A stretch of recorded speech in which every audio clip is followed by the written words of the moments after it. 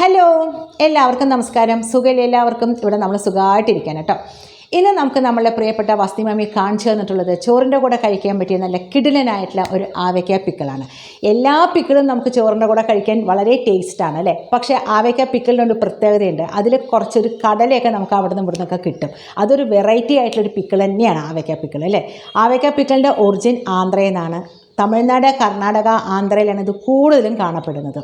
ആവ എന്ന് പറഞ്ഞാൽ കടുക് എന്നാട്ടോ അതിൻ്റെ അർത്ഥം. നല്ല പച്ച മാങ്ങയാവണം, നല്ല മൂത്ത മാങ്ങയാവണം ഈ ആവയ്ക്ക പിക്കിൾ ഉണ്ടാക്കാൻ വേണ്ടിയിട്ട് സെലക്ട് ചെയ്യേണ്ട മാങ്ങ. നമ്മളുടെ പ്രിയപ്പെട്ട വസ്തി മമ്മി കാണിച്ചു തന്നിട്ടുണ്ട് അത് എങ്ങനെയാണ് പ്രിസർവേറ്റീവ്സോ ഒന്നും ചേർക്കാതെ കിടിലനായിട്ട് ആവയ്ക്ക പിക്കിൾ ഉണ്ടാക്കുക എന്നുള്ളത്. നമുക്ക് വേഗം പോയിട്ട് നമുക്ക് നമ്മളുടെ വീഡിയോ കണ്ടാലോ. അച്ചാറുണ്ടാക്കാൻ വേണ്ട മാങ്ങ നല്ലപോലെ മൂത്തതും പുളിയുള്ള മാങ്ങയാവണം കേട്ടോ. അത് നന്നായിട്ട് കഴുകി തുടച്ച് വൃത്തിയാക്കിയിട്ട് ഇതുപോലെ വലിയ കഷ്ണങ്ങളാക്കിയിട്ട് വേണം നമ്മൾ അരിഞ്ഞെടുക്കാൻ. ഇങ്ങനെ അരിയുമ്പോൾ നമ്മളുടെ കൈയും വിരലും സൂക്ഷിക്കണേ, കാരണം വലിയ കത്തി വെച്ചിട്ടാണ് നമ്മൾ അണ്ടിയോട് കൂടിയിട്ടാണ് മാങ്ങ അരിയുന്നത് കേട്ടോ. ഇതിൻ്റെ എല്ലാം അളവ് നമ്മൾ ഡിസ്ക്രിപ്ഷൻ ബോക്സിൽ കൊടുത്തിട്ടുണ്ട്. അപ്പോൾ ഡിസ്ക്രിപ്ഷൻ ബോക്സ് നോക്കാൻ എന്തായാലും മറക്കരുത് കേട്ടോ. ഇനി ഒരുപാട് വലിയ കഷ്ണങ്ങളാക്കണമെന്നില്ല, ഒരു പൊടിക്ക് ചെറിയ കഷ്ണങ്ങളാക്കിയാലും വലിയ കുഴപ്പമൊന്നുമില്ല കേട്ടോ. ഇതിൻ്റെ ഉള്ളിൽ ഒരു പരിപ്പ് പോലത്തെ ഒരു സാധനമുണ്ട്, അത് നമ്മൾക്ക് കളയണം. ആ പരിപ്പ് ഏതാണെന്ന് ഞാൻ കാണിച്ചു തരാം കേട്ടോ.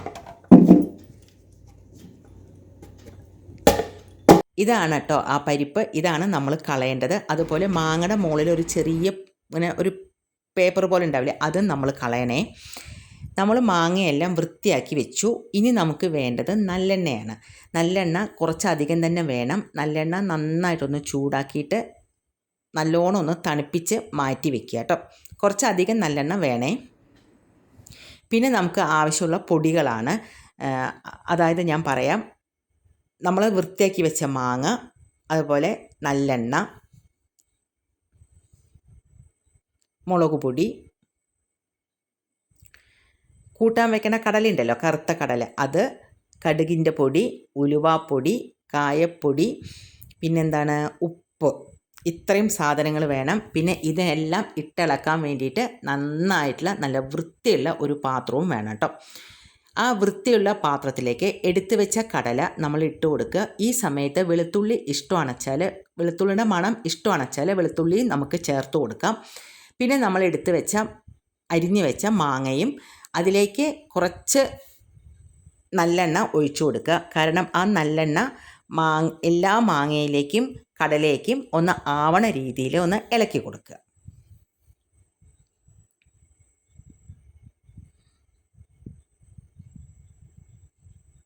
കടലയിലും മാങ്ങയിലും നല്ലെണ്ണ നന്നായിട്ടൊന്ന് ആയിക്കോട്ടെ കേട്ടോ. ഇനി വേണ്ടത് നമ്മൾ എടുത്ത് വെച്ച, അതായത് നമ്മൾ മെഷർ ചെയ്ത് വെച്ച പൊടികളാണ്.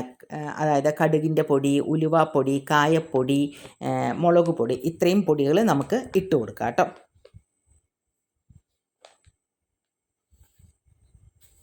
ഇതിൻ്റെ എല്ലാം അളവ് നമ്മൾ ഡിസ്ക്രിപ്ഷൻ ബോക്സിൽ കൊടുത്തിട്ടുണ്ട്, അത് നോക്കണം കേട്ടോ.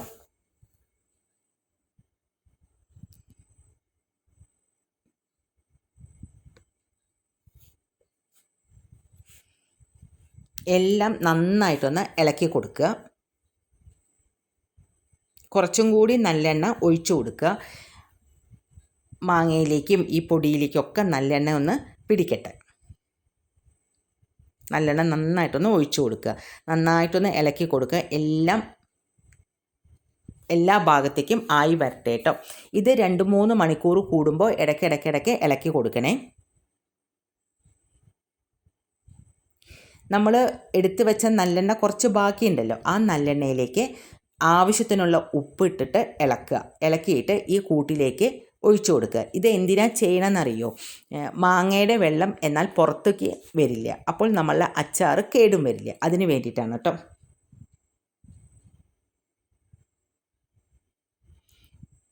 ഇങ്ങനെ ചെയ്യുമ്പോൾ മാങ്ങയുടെ വെള്ളം പുറത്ത് വരില്ല, അച്ചാർ വേഗം കേടും വരില്ല കേട്ടോ. ഉപ്പ് പിടിക്കില്ല എന്ന് വിചാരിക്കേണ്ട, ഉപ്പെല്ലാം നന്നായിട്ട് അതിലേക്ക് പിടിച്ചോളൂ കേട്ടോ. നന്നായിട്ട് ഇളക്കുക കേട്ടോ.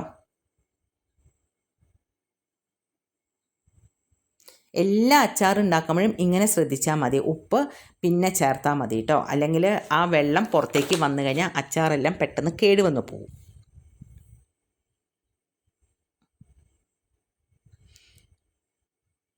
നന്നായിട്ട് ഇളക്കി കൊടുത്തിട്ട് ഇതുപോലെ നന്നായി അമർത്തി വെച്ചിട്ട് നമുക്ക് അടപ്പ് വെച്ചിട്ടൊന്ന് അടച്ചു വയ്ക്കുക. പിറ്റേ ദിവസം നോക്കുമ്പോൾ കണ്ടോ, ഇതുപോലെ എണ്ണ ഇങ്ങനെ തെളിഞ്ഞു വരും കേട്ടോ മുകളിലേക്ക്. ഇങ്ങനെയാണ് വരേണ്ടത്. എന്നിട്ട് നന്നായിട്ടൊന്ന് ഇളക്കി കൊടുക്കുക. ഈ സമയത്ത് നമുക്ക് ഉപ്പോ മുളകോ ആവശ്യമുണ്ടെങ്കിൽ, മുളക് പൊടിയോ ആവശ്യമുണ്ടെങ്കിൽ നമുക്ക് ചേർത്ത് കൊടുക്കാം. എന്നിട്ട് വെയിലത്ത് വെച്ച്, ചിലവരെന്ത് ചെയ്യും, വെയിലത്ത് 2 മണിക്കൂർ വെച്ചിട്ട് ബോട്ടിലാക്കും. അപ്പോൾ ഒരു പ്രത്യേക മണം വരും. ആ മണം ഇഷ്ടമല്ല എന്നുണ്ടെങ്കിൽ നമുക്ക് ഡയറക്റ്റായിട്ട് ബോട്ടിലേക്ക് ആക്കി കൊടുക്കുക. ബോട്ടിലാക്കുമ്പോൾ മുകളിൽ എണ്ണ തെളിഞ്ഞ് നിൽക്കുന്നുണ്ട് എന്നുള്ളത് നമ്മൾ ശ്രദ്ധിക്കണം കേട്ടോ. കഷ്ണത്തിൻ്റെ മുകളിൽ എണ്ണ വേണം. എണ്ണ പോരാന്നുണ്ടെങ്കിൽ നമുക്ക് കുറച്ചും കൂടി എണ്ണ ഒഴിച്ചു കൊടുക്കാം. ഈ ബോട്ടിൽ കാണുന്നില്ലേ എണ്ണയൊക്കെ നല്ലപോലെ, അതുപോലെ എണ്ണ നല്ലോണം വേണം കേട്ടോ. അപ്പോൾ നമ്മളുടെ ആവയ്ക്ക അച്ചാർ റെഡി ആയിട്ടുണ്ട്. നല്ല സൂപ്പർ ടേസ്റ്റാണ് കേട്ടോ. എല്ലാവരും അതൊന്ന് ട്രൈ ചെയ്ത് നോക്കണേ. പിന്നെ എന്താണ്, നമുക്ക് ചോറിൻ്റെ കൂടെയൊക്കെ കഴിക്കാൻ വളരെ ടേസ്റ്റിയാണ്. എന്തൊരു ടേസ്റ്റാണെന്നറിയോ, തൈരും ചോറും ഈ പിക്കിളും മാത്രം മതി നമുക്ക് ഊണ് കഴിക്കാനൊക്കെ. അപ്പോൾ അതെല്ലാവരും ഒന്ന് ട്രൈ ചെയ്ത് നോക്കൂ. എനിക്ക് കൂടുതലായിട്ടൊന്നും തന്നെ പറയാനില്ല. ഈ വക കൊച്ചു കാര്യങ്ങൾ നമ്മൾ ശ്രദ്ധിച്ചു കഴിഞ്ഞാൽ നമുക്ക് നല്ലൊരു പിക്കിൾ നമുക്ക് തന്നെ ഒരു പ്രിസർവേറ്റീവ്സും കൂടാതെ നമുക്ക് ഉണ്ടാക്കിയെടുക്കാൻ പറ്റും. പിന്നെ അത് ശ്രദ്ധിക്കണം, ഫ്രിഡ്ജിൽ വെക്കണം. അതേപോലെ ഉപ്പൊക്കെ പിടിക്കും കേട്ടോ. ഫ്രഷായിട്ട് തന്നെ ഇരിക്കും. 10 ദിവസം കഴിഞ്ഞാൽ നമുക്ക് അച്ചാർ നമുക്ക് ഉപയോഗിക്കാം. ഒരു കുഞ്ഞി പാത്രത്തിലേക്ക് നമ്മൾ മാറ്റില്ലേ 10 ദിവസം കഴിഞ്ഞാൽ നമുക്ക് കഴിക്കാനായിട്ട് നമ്മൾ ഡൈനിങ് ടേബിളിലേക്ക്. അപ്പോൾ എന്ത് ചെയ്യണം, നമ്മൾ ബോട്ടിൽ അടച്ച് വെക്കുമ്പോൾ ബോട്ടിലിൻ്റെ മുകളിൽ എണ്ണയുണ്ടോയെന്ന് നമ്മൾ ശ്രദ്ധിക്കണം കേട്ടോ. നമ്മൾ എണ്ണ മാറ്റിയിട്ട് നമുക്ക് ആ കുഞ്ഞു പാത്രത്തിലേക്ക് അച്ചാർ എടുത്താൽ മതിയാവുമല്ലോ. അപ്പോൾ മുകളിൽ എണ്ണയുണ്ടോയെന്ന് നമ്മൾ ശ്രദ്ധിക്കണേ, അല്ലെങ്കിൽ അത് കേടുവന്ന് പോവില്ലേ. ഫ്രിഡ്ജിൽ വെക്കാൻ മറക്കരുത്. നമ്മൾ ഒരു പ്രിസർവേറ്റീവ്സ് നമ്മൾ ചേർത്തിട്ടില്ല. അപ്പോൾ അടുത്ത വീഡിയോയിൽ കാണുന്നവരെ ബൈ. നമ്മളുടെ അച്ചാർ റെഡി ആയിട്ടുണ്ടല്ലോ. അപ്പോൾ താങ്ക്